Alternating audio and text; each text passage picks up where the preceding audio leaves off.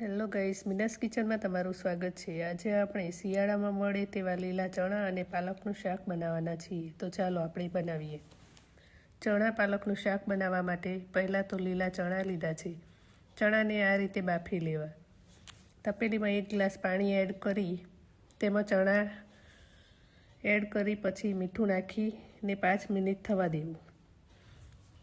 પછી શાક બનાવવા માટે એક કડાઈમાં 2 પરી તેલ લઈ તેલ ગરમ થાય એટલે તેમાં ખડા મસાલા, જીરું, હિંગ, લસણની પેસ્ટ, મરચાંની પેસ્ટ નાખી મિક્સ કરીને તેમાં કાંદા ટામેટાને ક્રશ કરીને લીધા છે તે ઉમેરીને સારી રીતે મિક્સ કરીને તેની ઉપર ઢાંકણ ઢાંકીને થોડી વાર થવા દેવું અને પછી તેમાં મસાલો કરી મિક્સ કરીને તેને પણ થોડી વાર થવા દેવું।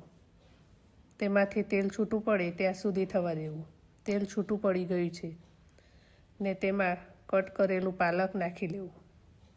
તેને પણ મિક્સ કરીને થવા દેવું અને પછી પાલક ચડી જાય એટલે તેમાં બાફેલા ચણા નાખીને મિક્સ કરીને થોડી વાર થવા દેવું।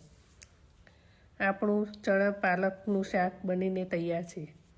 તેને રોટલી, રોટલા કે ભાખરી સાથે ખાવાની ખૂબ જ મજા આવે છે।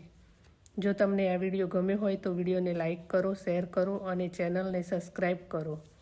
મળીશું એક નવી રેસિપી સાથે। ત્યાં સુધી બાય બાય। Thank you.